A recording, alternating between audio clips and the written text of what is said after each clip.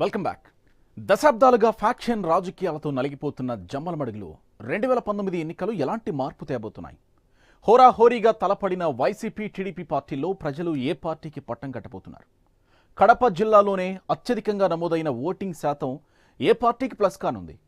ఆదినారాయణ రెడ్డి రాకతో TDP fate మారుతుందా, లేక వైసీపీ అభ్యర్థి సుధీర్ రెడ్డి ఆదికి చెక్ పెడతారా? జమ్మలమడుగు నియోజకవర్గంలో ఓటింగ్ సరళిని బట్టి పార్టీల అంచనాలు ఎలా ఉన్నాయి? కుల రాజకీయ సమీకరణల సంగతి ఏంటి? జమ్మలమడుగులో గెలుపెవరిది? ఆది రాకతో టీడీపీ ఫేట్ మారిందా, లేక ఫిరాయింపుల దాడికి జనం చెక్ పెట్టారా? టీడీపీ ఎంత మెజారిటీతో గెలవబోతోంది? వైసీపీకి రికార్డు మెజారిటీ రాబోతోందా? కడప జిల్లా జమ్మలమడుగు ఫలితంపై ఇప్పుడు రాష్ట్ర వ్యాప్తంగా ఇదే చర్చ నడుస్తోంది. జమ్మలమడుగులో చివరి ఏడాదిలో మారిన రాజకీయ పరిణామాలతో టీడీపీకి అనుకూల వాతావరణం ఏర్పడింది. చిరకాల ప్రత్యర్థులుగా బద్ద శత్రువులుగా ఉన్న ఆదినారాయణ రెడ్డి, రామసుబ్బారెడ్డిని పార్టీ అధిష్టానం ఒకే గూటికి చేర్చడంతో టీడీపీకి అనుకూల పవనాలు వీచాయని పెద్ద చర్చ నడిచింది.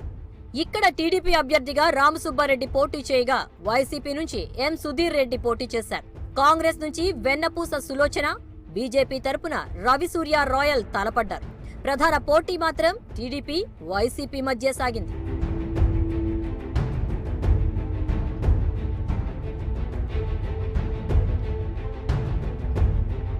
ఒకప్పుడు కాంగ్రెస్ కు పట్టున్న ఈ నియోజకవర్గంలో ఆ తర్వాత వైసీపీ పాగా వేసింది.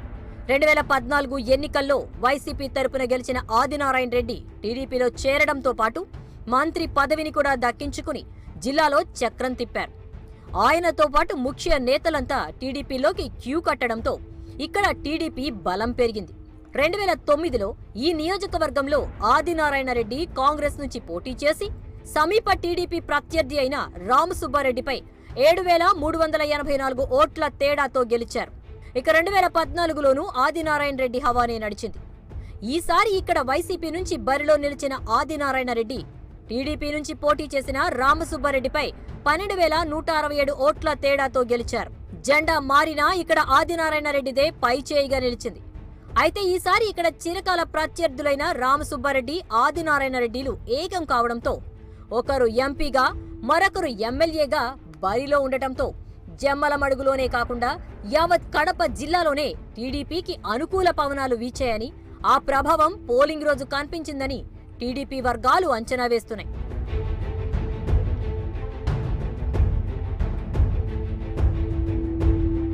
జమ్మలమడుగు నియోజకవర్గంలో 85.40% పోలింగ్ నమోదైంది. ఈ నియోజకవర్గంలో ఈసారి మహిళా ఓటర్ల చైతన్యం కూడా పెరిగింది. నియోజకవర్గంలో పురుషుల కంటే సుమారు 4,000 మంది మహిళా ఓటర్లు ఎక్కువగా తమ ఓటు హక్కును వినియోగించుకున్నారు. నియోజకవర్గంలో మొత్తం 2,37,577 మంది ఓటర్లుంటే అందులో 2,02,890 ఓట్లు పోలయ్యాయి. 99,583 మంది పురుష ఓటర్లు కాగా 1,03,302 మంది మహిళలు తమ ఓటు హక్కును వినియోగించుకున్నారు. అయితే రాష్ట్రంలోని చాలా నియోజకవర్గాలలానే ఇక్కడ కూడా మహిళా ఓటర్ల చైతన్యం కీలకాంశంగా చెప్పుకోవచ్చు. రెండు పార్టీలు హోరాహోరీగా తలపడిన నేపథ్యంలో మెజారిటీ స్వల్పంగానే ఉండే అవకాశం ఉంది. ఈ క్రమంలోనే పెరిగిన మహిళా ఓటర్లు ఏ పక్షానికి అనుకూలం అనే చర్చ తీవ్రంగా నడుస్తోంది. అయితే ఎన్నికల ముందు కలిసిన ఆదినారాయణ రెడ్డి, రామసుబ్బారెడ్డిల కాంబినేషన్ పై వైసీపీ చేసిన ప్రచారం కూడా అభ్యర్థుల గెలుపోటంలను నిర్ణయించే అవకాశం ఉంది.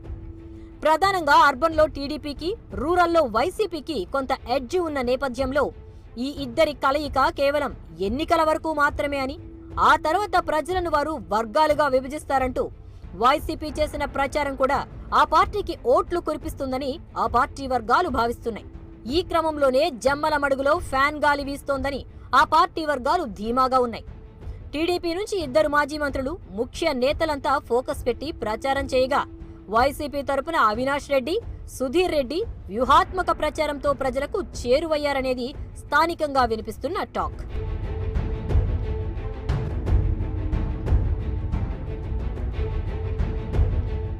ఇక్కడ టీడీపీ నుంచి బరిలో ఉన్న రామసుబ్బారెడ్డికి జనంలో మంచి ఇమేజ్ ఉంది. వరుసగా 2 సార్లు ఓడినా ప్రజల్లోనే ఉంటోన్న రామసుబ్బారెడ్డి తన సొంత నిధులతో హెల్త్ క్యాంపులు, మెడికల్ క్యాంపులతో ప్రజలకు చేరువయ్యారు. అదే సమయంలో మారిన రాజకీయ పరిస్థితుల్లో గతంలో ఇక్కడ వరుసగా తనపైనే ప్రత్యర్థిగా నిలిచి గెలిచిన ఆదినారాయణ రెడ్డి వర్గం ఫుల్ సపోర్టుగా నిలవడం రామసుబ్బారెడ్డికి సానుకూల అంశం కానుంది. పార్టీలకు అతీతంగా నియోజకవర్గంలోని ప్రజలకు దగ్గరగా ఉంటూ వారి సమస్యలను ఎప్పటికప్పుడు తెలుసుకుని సాయం చేసే నాయకుడు అని ప్రజల అభిప్రాయం. ఇక ఇక్కడ వైసీపీ అభ్యర్థి ప్రొఫైల్ను పరిశీలిస్తే 4 దశాబ్దాలుగా ఫ్యాక్షన్ రాజకీయాలను చూసిన నియోజకవర్గ ప్రజలు కొత్తవాడైన డాక్టర్ మూలే సుధీర్ రెడ్డి వైసీపీ నుంచి బరిలోకి దిగడంతో ఆయన పట్ల కొంత సానుకూలత వ్యక్తమైందనే ప్రచారం జరుగుతోంది. ఆయన ఇక్కడ డాక్టర్గాను మంచి పేరు తెచ్చుకున్నారు. పార్టీ సమన్వయకర్తగాను 2 ఏళ్లలోనే నియోజకవర్గంలో పట్టు సాధించారు. అయితే రాజకీయాల్లో ఆరితేరిన రామసుబ్బారెడ్డి, ఆదినారాయణ రెడ్డి వర్గాలను ఎదుర్కొన్న సుధీర్ రెడ్డి జగనిచ్చిన సపోర్ట్తో గట్టి సవాల్ విసిరారు. అయితే సుధీర్ రెడ్డి సొంత మండలాలైన ఎర్రగుంట్ల, ముద్దనూరులో బంధువర్గం బలం ఉండటంతో ఆయా ప్రాంతాల్లో వైసీపీకి మంచి వేవ్ కనిపించిందని, ఇదే తన గెలుపుకు దోహదం చేస్తుందని ధీమాగా ఉన్నారు వైసీపీ అభ్యర్థి.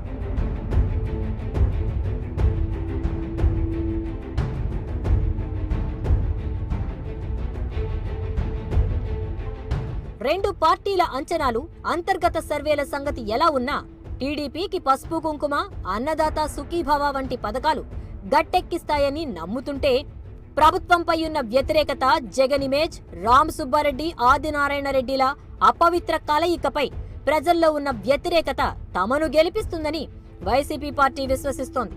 మొత్తం మీద 23 నాటి ఫలితాల కోసం జమ్మల మడుగుతో పాటు యావత్ రాష్ట్రం ఉత్కంఠగా ఎదురుచూస్తోంది.